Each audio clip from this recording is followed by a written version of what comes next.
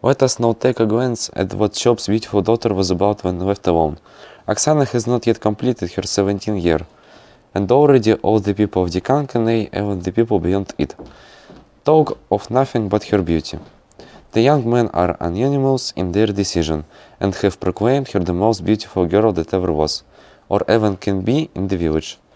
Oksana knows this well, and hears everything that is said about her, and she is, of course, as capricious as a beauty knows how to be.